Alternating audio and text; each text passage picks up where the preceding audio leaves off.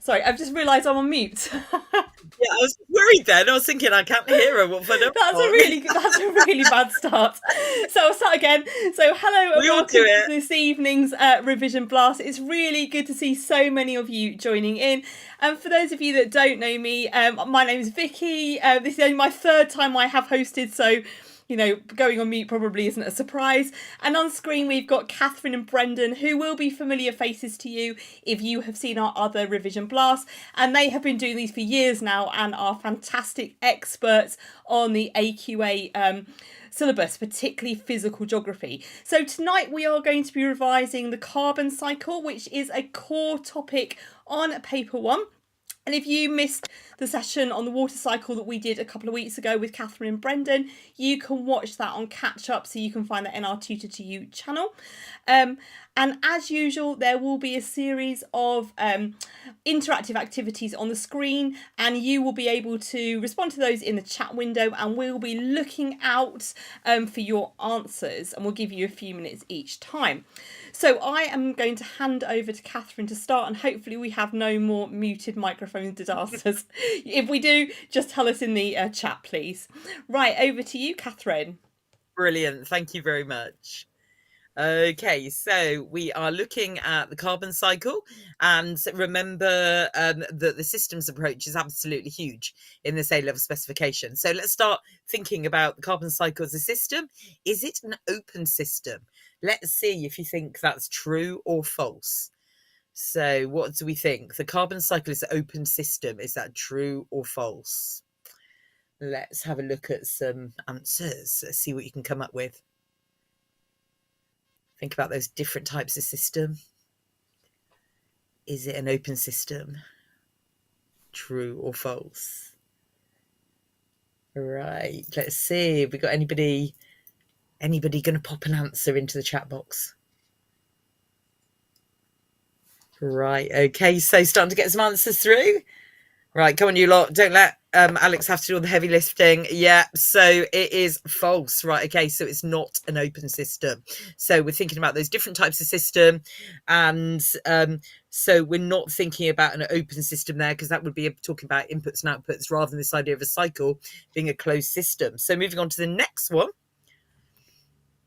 Okay, carbon can only be found in solid form. So let's have a little think about that one. So carbon can only be found in solid form.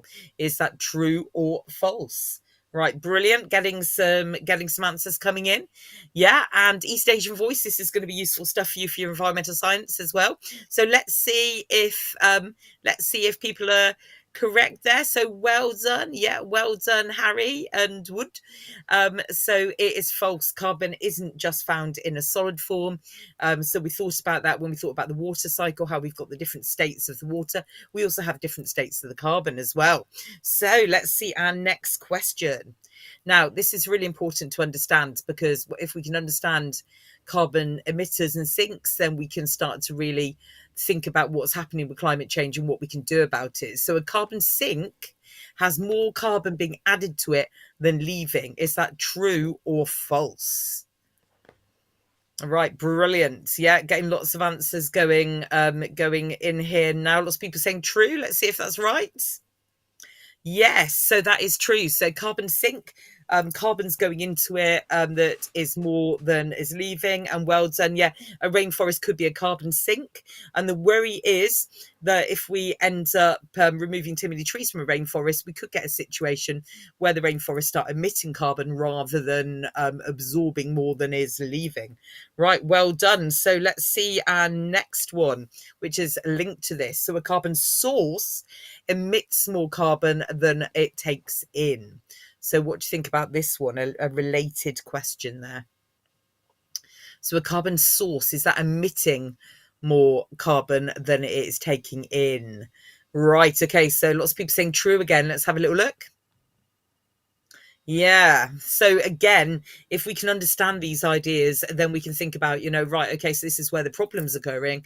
And then when we're thinking about the carbon sinks, we can think, well, if we expand these, then we're going to be able to start mitigating against the issues that we've got. So I think we've got one more. The primary source of carbon today comes from inside the Earth. Right, let's have a little think about that. The primary source of carbon today comes from inside the Earth. Think about where carbon is coming from. Is that coming from inside the Earth? Right, let's have a little look, see what people are coming up with.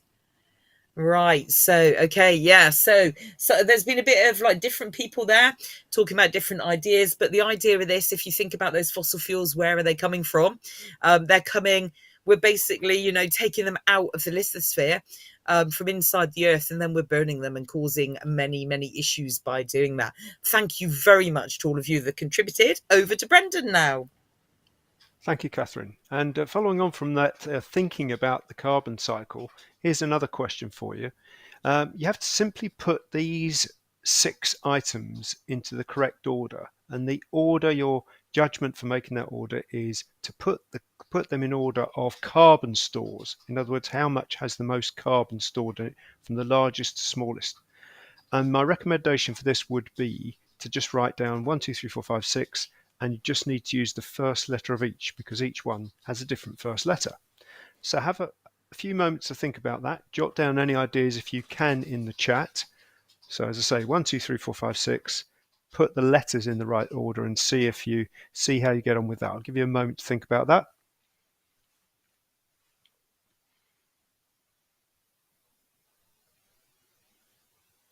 So let's see if we've got any answers coming through.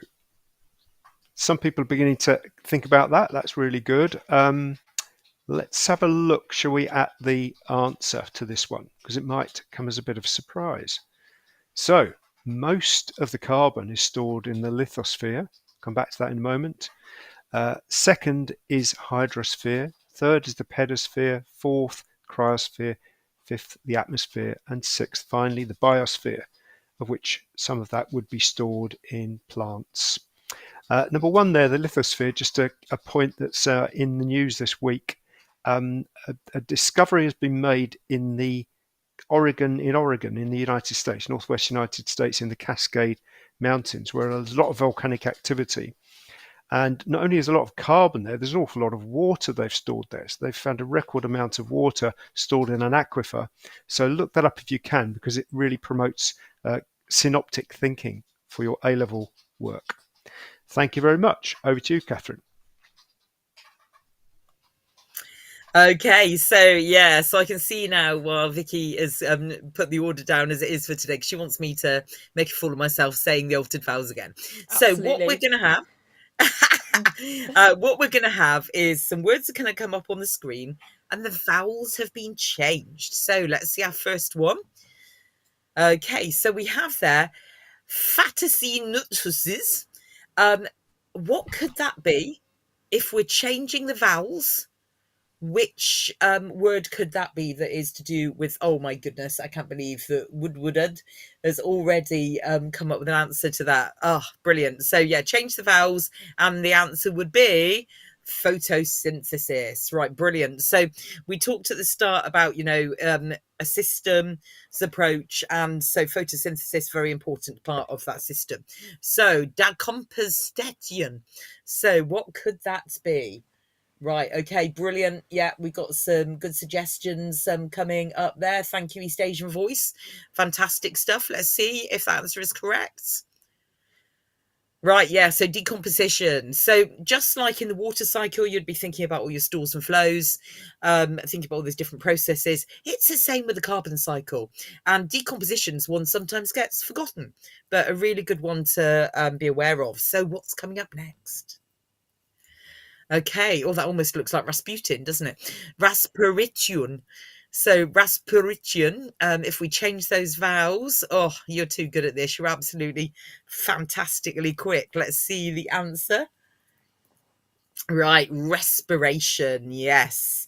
So again, when we're looking at the detail of these things, a lot of people remember photosynthesis, but they don't necessarily remember the role respiration plays. And I think we're coming back to that later in this session. So let's see the next one. Okay, Waitherang. So, okay, so Waitherang, what could that be? Right, okay, excellent stuff. Yeah, okay, let's have a revealed the answer. Yeah, so weathering, we quite often think about this when we're looking at, like, the coasts and the deserts and the glaciation topics. We think about things like weathering, but it's also really important in the carbon cycle. So well done for coming up for that one. I think we got one more. Right, okay, so I can get tongue twisted trying to say this with the correct vowels. So let's see how it works with the wrong vowels. Carbon sequestration. So what could that be? Such a good word to know. Oh, Alex is in there really quick, and we got Woodward and East Asian Voice. Fantastic. I think you are carrying the rest of the group with your brilliant answers. Let's see that one. Yes, a carbon sequestration. So this idea of trying to, sort of capture and store carbon, whether by the natural processes of things like planting trees and the trees sequestering that carbon in as they grow, but then also we have the artificial processes, the idea of getting the air and getting the carbon out of it and squishing it and popping it down underground. But it's not as easy as that might sound. So a really good one to read up on and get your head round for that one. So back to Brendan now. Thank you, Catherine. And I think at least one of those vowelless words would have made a good name for a band. Not quite sure which genre, though. Okay, so some of those key terms will appear with their full complement of vowels next. So that we've got 10 multiple choice questions, and I'll read them out for you. But before we start, if you just want to write 1 to 10, the answers are going to be either A, B, or C. So this is a pretty straightforward MCQ, multiple choice questions. So we'll just whiz through those.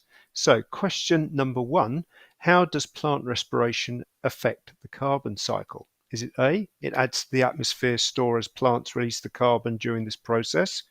Or is it B, it takes in carbon during this process, so reduces the atmosphere store? Or C, it has no impact on the carbon cycle? Make your choice. We've got a few good answers and a few not so good answers coming through. What do we think is the answer to that one? It is A. So if you put A, well done. It adds to the atmosphere store as plants release the carbon during this process. Let's look at number 2. How does photosynthesis affect the carbon cycle? Is it A, it reduces the atmosphere store as plants take in carbon dioxide? B, it adds to the atmosphere store as plants release the carbon during this process? C, it has no impact on the carbon cycle. We're getting a lot of answers through which are this time pretty much correct. So well done if you put the correct answer, which is A. It does indeed reduce the atmosphere store as plants take in carbon dioxide. Let's move on to number 3. How does decomposition, sorry, I'll start again. How does decomposition affect the carbon cycle? A, it takes in more carbon during this process. B, it reduces the atmosphere store. Or C, it releases carbon into the pedosphere. Which of those would you say is the correct answer? I think again we're getting a pretty good rate of good answers there, because it is C. It releases carbon into the pedosphere. So C for carbon there. Number 4. How does combustion affect the carbon cycle? Is it A, it takes in carbon during this process, so reduces the atmosphere store? B, it adds to the atmosphere store as carbon is released during this process? Or C, it has no impact on the carbon cycle? Make your suggestions for question 4. And again, we're having a really good evening this evening, because a lot of people are saying it is B. It does add to the atmosphere store as carbon is released during this process. On to question 5. What is ocean... Oh, we're not quite there. What is ocean... I was slightly ahead of myself. What is ocean carbon sequestration? I hope you're impressed with the fact I managed to say that without stumbling. Is it A, where the ocean releases carbon into the atmosphere store? B, where the ocean takes in carbon from the atmosphere to store? Or C, where the ocean can't take any more carbon from any source? So put your answer to that one. The question was, what is ocean carbon sequestration? You need to know what that is. Do you know? We have some good answers there. We have one letter that's not actually on the list, so that obviously can't be right. But the correct answer is B, where the oceans take in carbon from the atmosphere to store. Number 6, which type of weathering plays the greatest role in the carbon cycle? 3 very short options here. A, chemical, B, mechanical, or C, biological. What are your thoughts on that?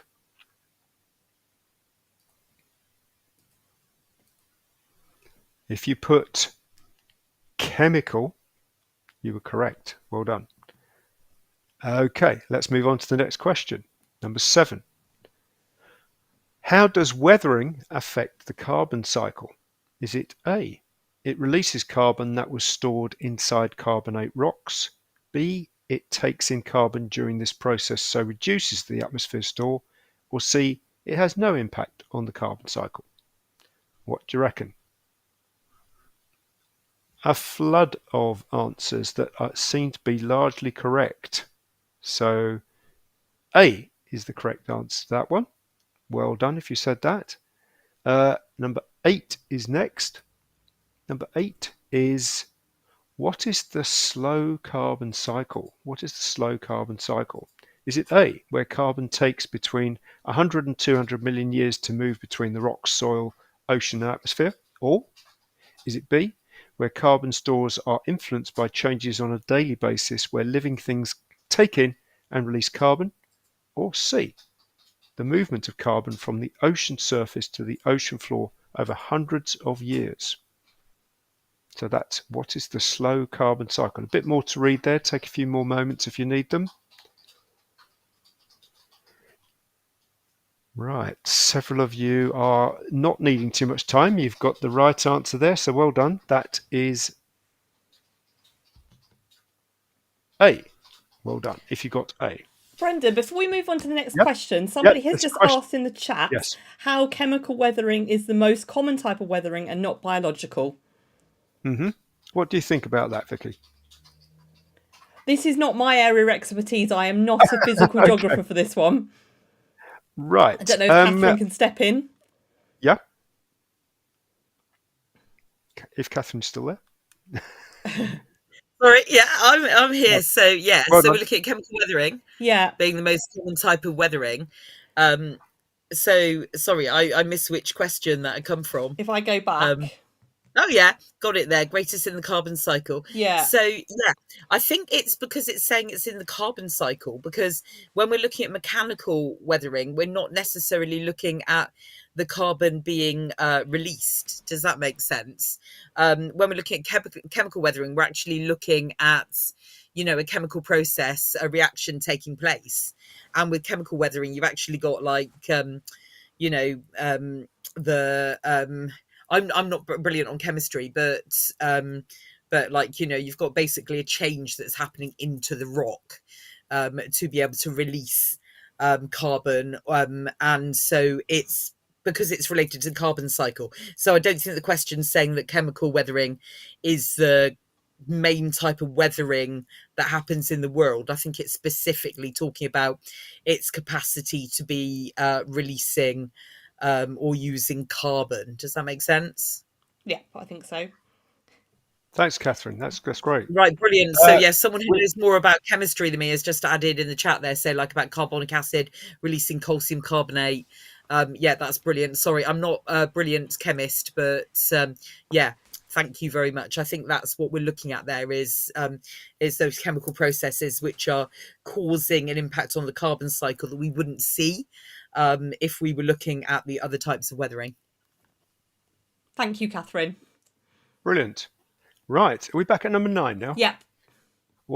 We had the slow carbon cycle. This time it's what is the fast carbon cycle, where carbon stores are influenced by changes on a daily basis, where living things take in and release carbon? Or is it B, where carbon takes between 100 to 200 million years to move between rocks, soil, ocean, and atmosphere? Or C, the movement of carbon from the ocean surface to the ocean floor over hundreds of years? Put your right answer for that one. And we have a lot of good answers there. We have answer A is the correct one. Well done if you got that. And the final question in this round, number 10, which of these scales does the carbon cycle operate at? So A, the plant and sear scale, B, both of them, both of the above I presume, and C, continental scale. Which of those is the correct answer?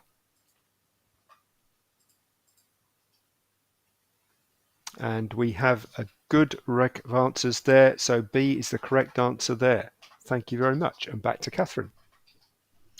Yeah, really good to look there at those different scales, because questions can come up which can ask you about the carbon cycle at a plant scale, sear scale, and global scale.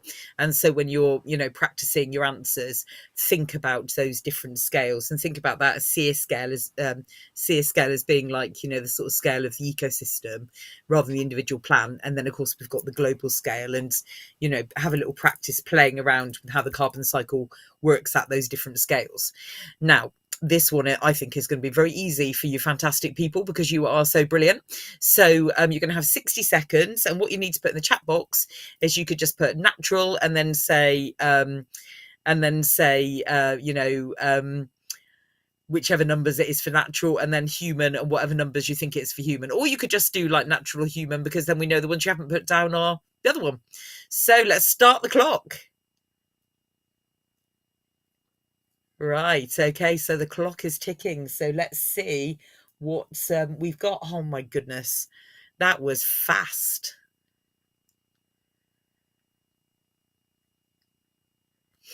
Right. Okay. Absolutely. Absolutely fantastic answers coming through there. Some very quick typers. Yeah. So if you're saying like about, human or natural, put down the numbers that go with them. Right. Great stuff.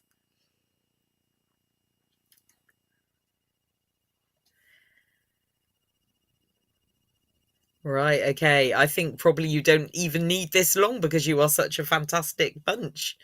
Wonderful. So we've got our last 10 seconds there. So right, absolutely fantastic stuff. So let's see the answers. Right. Okay, brilliant. So I think most of you got those right. The deforestation one, I can see we've got a bit of a discussion going on about that one because saying is it natural, is it human? Deforestation, we're really thinking about, the trees being chopped down. And so we're thinking about it being as more of a human thing. We might see tree dieback, which might happen because of things like climate change. But again, we could argue that's human because of the impact of humans on the climate. And also as well, sometimes trees are cleared because of those wildfires. So yeah, so I would put deforestation under the human one and have those wildfires and volcanic eruptions under natural. However, when you study the hazards topic, you are going to be looking at how wildfires actually, most of the time nowadays, are being started by people. So this is what is really exciting about geography, is that a lot of things aren't clear cut. Also, very good point there, saying about things like coppicing and pollarding. That's not really deforestation, because when you're doing things like coppicing and pollarding, you are removing a bit of the biomass when you're doing that, but you're normally doing that because it's part of a process where you're sort of like rejuvenating the tree, and then it's gonna grow back and hopefully grow back even more healthily. I live in Somerset and they do that a lot with the willow trees, and it stimulates their growth, and so in the long run they will store more carbon. But there's some really, really good questions being put in the chat, and I really appreciate that. You guys are thinking hard. Well done. And back to Brendan. Brenda, you've muted. You need to unmute. Hello, right? Hello, everybody again. Good to see you. I'm glad I'm not the only one doing this. Okay, so the big reveal this evening is 3 gases. You have to write down the names of 3 gases. That's all we expect in the answers. But wait for the clues. So there's some clues coming up for them. Let's see the first clue. Clue number 1. It's the simplest hydrocarbon. Clue 2. It accounts for 20% of the heating effects by all of the greenhouse gases combined. 3. Its concentration in the atmosphere has risen by about 150% since 1750. We might be zeroing in on the right answer there. Got a few guesses coming through. 4th clue, it's flammable and used as a fuel. And number 5, it's released from rice farms, landfill sites, and when cows burp. And that is correct if you put methane. Well done. Okay, the next gas, mystery gas in the big reveal, is colourless and non-flammable. Secondly, it's the largest contributor to climate change because it's so common. 3, its concentration in the atmosphere has risen by about 40% since 1750. Fourthly, it's released from volcanoes when fossil fuels are burnt. And when fossil fuels are burnt. And fifthly, it's made from 1 carbon atom and 2 oxygen atoms. Big, big clue there, obviously. So CO2 is the right answer. Well done if you got that. Okay, the third gas. Number 1 clue. Removed from the atmosphere when absorbed by bacteria or destroyed by UV reactions, ultraviolet reactions. 60% of emissions are natural, 40% are from human activities. Thirdly, it lasts a long time in the atmosphere, about 114 years on average. Fourthly, it has an impact on the atmosphere, which is 298 times the impact of carbon dioxide. And fifthly, released when certain fertilizers are used on farmland. I don't think... Oh, we have got possibly 1 or 2 right answers. Those ones were actually from the last big reveal, so they were incorrect ones. Oh, okay. So shall we show them? Yeah. Nitrous oxide. Right. Okay. So well done if you got nitrous oxide. Okay. I think then it's back to Catherine. Yeah, and I think that was a really good activity we just looked at because quite often, people get so caught up with thinking about the carbon dioxide. And of course, there's a lot of carbon dioxide around, but it's really interesting to think about, how much impact that has in comparison to something like nitrous oxide. And if you can understand those points, again, you can get into that complexity, which is what's going to make the difference of making those top grades at A level. So, right, okay. So I really like these scramble sentence activities because this is where we're starting to think about if you're writing an answer, then how you would put things together. So, yeah, brilliant. I can see that we've got people already starting to put the numbers into the chat box. So let's pop those numbers in and think how you would put those into order so that we're talking about positive feedback within the carbon cycle. Okay, so right, okay, so fantastic stuff. So we've got one suggestion. Let's see some more. So think about what order would you put these sentences in, and this is a great activity for taking the keyword understanding that we've just looked at, and then we're starting now to put this into how you could put together a paragraph if you were writing an essay on this. Yeah, this is about feedback loops. Yeah. So, right, okay, we've got a couple of suggestions now. Let's see if they're correct.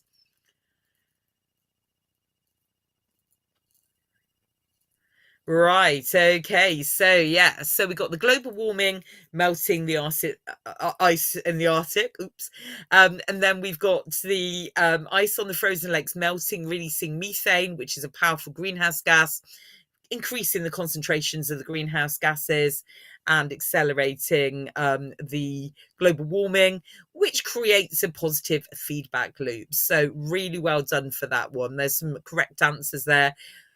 That's really good. I think we might be going a bit negative now, but in this situation, negative can be a very good thing. So again, we've got the same idea. So we had positive feedback before, and of course, positive feedback is when things are spiraling away from the equilibrium. So now let's have a little look at the negative feedback, and we're thinking now about things that are going to, when we've got to change away from the equilibrium, they're going to bring them back again. So let's see your ideas for the numbers in the chat box.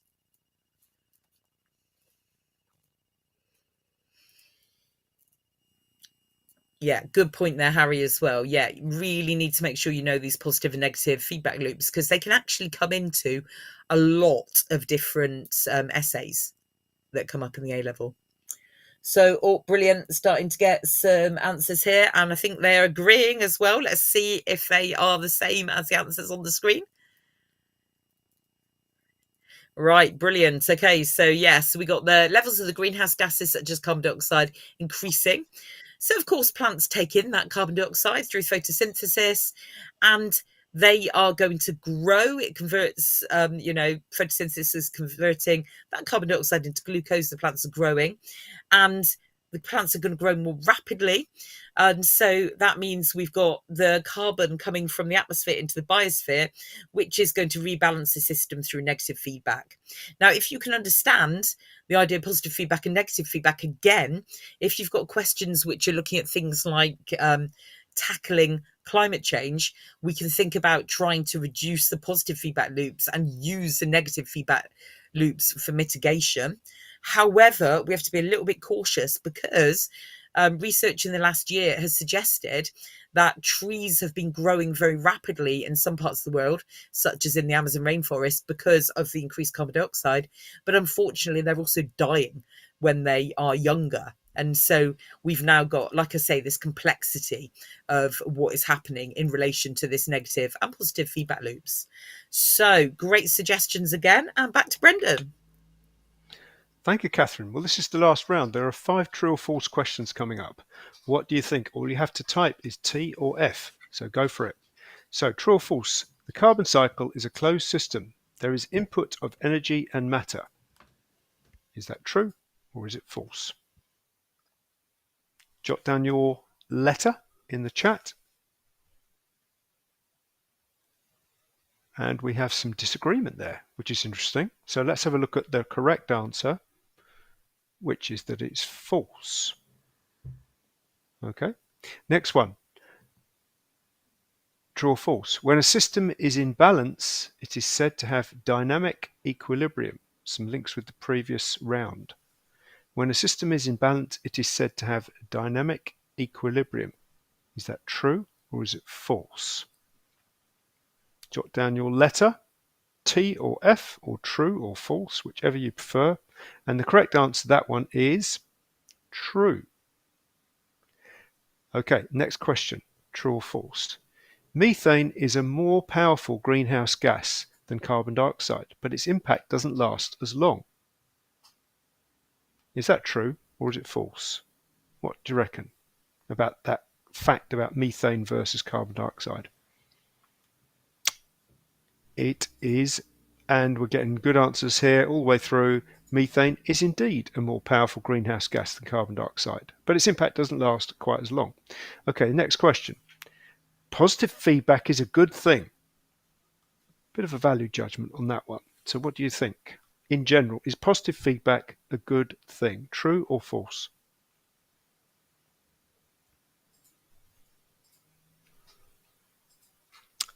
Well, the correct answer is that it is false. It sounds like it should be true, doesn't it? Positive feedback sounds nice, but it's actually quite problematic because it means that systems go out of kilter and they lose that dynamic equilibrium because they go off too far in one direction. For example, the runaway greenhouse effect could be one of those. Okay, and the next question. Planting more trees is a way of naturally sequestering carbon, causing negative feedback in the carbon cycle. So another question about feedback there. Planting more trees is a way of naturally sequestering carbon, causing negative feedback in the carbon cycle. We have some good answers on that one because the answer is that that is true. Well done. Okay, if you got that, well done. Next one. That was the last Oh, one. that was the last one. Yeah. I was yearning for more questions, but that was the last one. So thank you very much for all of those of you who have watched, but also especially to those of you who have given some really good answers in the chat, and there's been some good discussion in there as well, asking some good questions. And obviously thank you very much to Catherine and Brendan for presenting and explaining all of those things that came up in that revision blast. Next week, we're actually covering global governance, but we are on Tuesday rather than Wednesday because of presenter availability. So please join us next week. And remember, we have plenty of revision blasts that we have done in the past, and they are all available to watch on YouTube. So wishing you a really good rest of the evening. And like I said, thanking Catherine and Brendan for joining us. Okay, see you next week, hopefully. Thank you very much, everybody.